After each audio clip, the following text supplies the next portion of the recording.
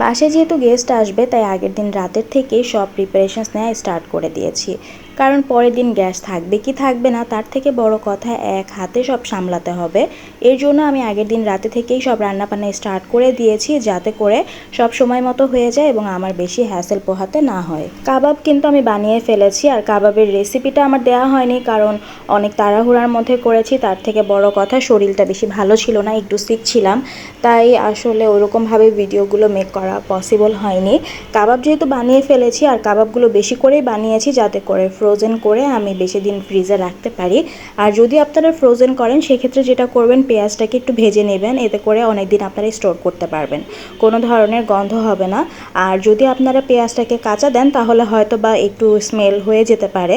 তো যেহেতু আমি ফ্রোজেন করব তাই আমি বক্সে সুন্দর করে এভাবে করে রেখে দিব, যাতে করে আমি উঠাতে গেলে ইজিলি এটা উঠে যায়। সো এখন কিন্তু আমি বক্সে ভরে নিচ্ছি। আর বক্সে ভরার আগে যেটা করতে হবে, আমি কিন্তু কাবাবগুলোকে ডিপ ফ্রিজে কতক্ষণ রেখে দিয়েছিলাম, এতে করে যেটা হয়েছে কাবাবগুলো একটু শক্ত হয়ে যাওয়ার পরে বক্সে রাখলে সেটা কিন্তু একটার সাথে আরেকটা লেগে যায় না। আপনারা ভাজার সময় যখন বের করবেন খুব ইজিলি কিন্তু আপনারা কাবাবগুলো উঠিয়ে ফেলতে পারবেন।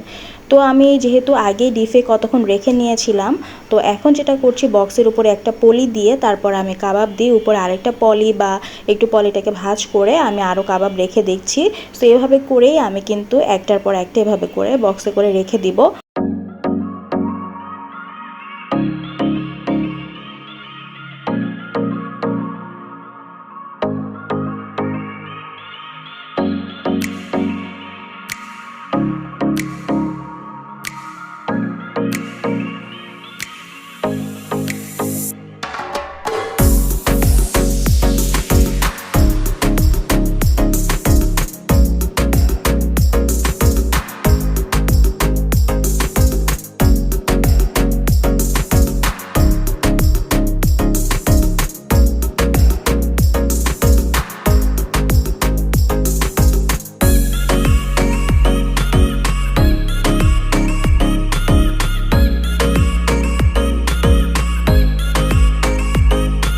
সো কাবাব তো ফ্রিজে রেখে দিলাম, এখন যেটা করছি বিফটা মাখিয়ে ঝুঁকিয়ে একদম বসিয়ে দিব।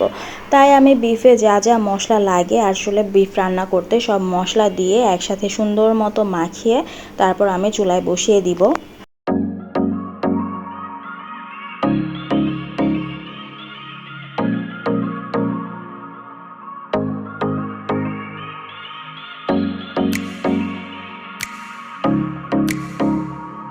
সো এই তো দেখতেই পাচ্ছেন বিফটা কিন্তু অনেক সুন্দরভাবে মাখানো হয়ে গেছে, এখনই কিন্তু কালারটা দেখতে অনেক সুন্দর লাগছে।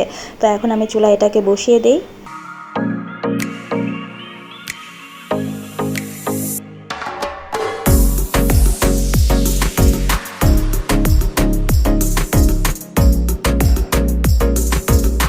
আর এখানে বটও বসিয়ে দিয়েছি। বট খেতে কে কে পছন্দ করেন আমাকে কিন্তু জানাবেন, কারণ আমি জানি বট কিন্তু সবাই খায় না, কিন্তু যারা খায় তাদের কাছে কিন্তু বট অনেক বেশি মজা লাগে, তাই না? আর বটটা যখন জাল দিতে দিতে একদম ভাজা ভাজা হয়ে যায় তখন কিন্তু এটার টেস্ট একদম দ্বিগুণ হয়ে যায়। তো এক চুলায় তো হচ্ছে বিফ, আরেক চুলায় হচ্ছে বট।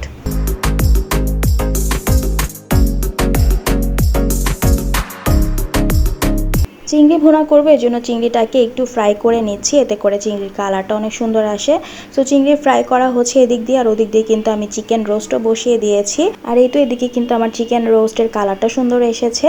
আর চিকেন রোস্ট অলমোস্ট হয়ে গেছে। আমি এখন কোনো বেরেস্তা ইউজ করব না, কালকে যখন আমি চিকেন রোস্টটা সার্ভ করব, মানে গেস্ট আসার পরে, তখন জাস্ট আমি উপর দিয়ে পেঁয়াজ বেরেস্তা দিয়ে দিব। আর এখানে চিংড়িও হয়ে গিয়েছে। তো এই তো এর পরের দিনের ক্লিপ এইটা, আমি কিন্তু উপর দিয়ে পেঁয়াজ বেরেস্তা দিয়ে দিয়েছি রোস্টের।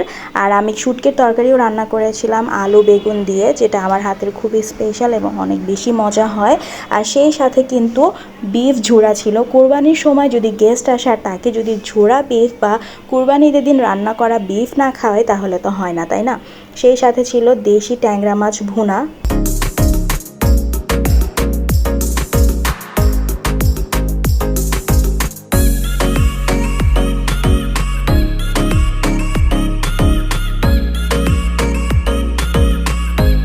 গেস্টদেরকে তো শুধু ঝাল ঝাল আইটেম খাওয়ালে হবে না, একটু মিষ্টি আইটেম মানে ডেজার্টও তো খাওয়াতে হবে, তাই না? আর গেস্টদের জন্য কিন্তু আমি এখানে নবাবী সেমাই বানিয়ে নিয়েছিলাম। আর নবাবী সেমাই কীভাবে বানাতে হয় আমরা সবাই কম বেশি জানি, তো সেই প্রসেস ইউজ করেই কিন্তু আমি নবাবী সেমাইটা রেডি করে নিয়েছিলাম।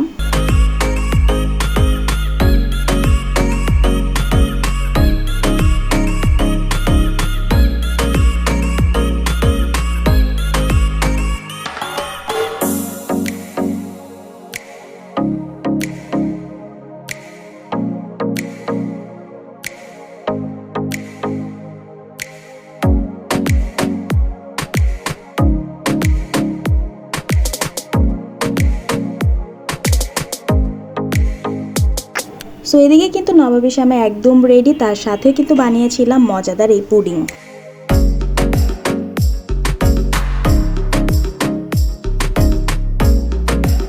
আর এই তো এখানে আরেকটা ডেজার্ট আইটেম আছে, সেটা হচ্ছে বিস্কিটের সেমাই, মানে দুধ দিয়ে যেটা ভেজানো হয় বিস্কিটটা সেটা।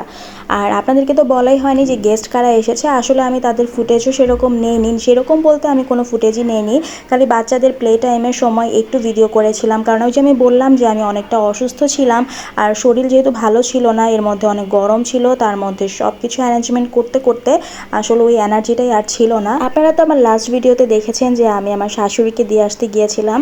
সো ঈদের 2-3 দিন পরে আসলে আমার ভাসুর, মানে বড় ভাইয়া, ভাবি, তার বাচ্চারা এবং মা সবাই মিলে এসেছিল। সো ভাইয়াদের জন্যই এত কিছুর আয়োজন করা হয়েছে। আর এই তো বাচ্চারা এখানে খুব মজা করে খেলছিল।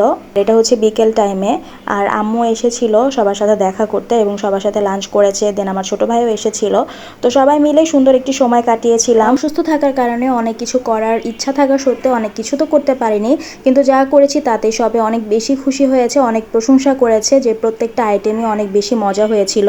সো ওই দিনের একটু একটু ক্লিপ নিয়ে আমি আপনাদের সাথে শেয়ার করলাম। আর সবাই মিলে কিন্তু আমরা অনেক বেশি মজা করেছি, আমাদের সবারই অনেক বেশি ভালো লেগেছে। রাতে আবার চালের রুটি বানানো হয়েছিল, যেটা ভাবি বানিয়েছিল, সেই ক্লিপটাও আসলে নেওয়া হয়নি। ওই যে বললাম যে শরীর খারাপ থাকলে আসলে কোনো কিছুই ভালো লাগে না। তো এই তো আজকের মতো সবার কাছ থেকে বিদায় নিয়ে নিচ্ছি। আল্লাহ হাফেজ।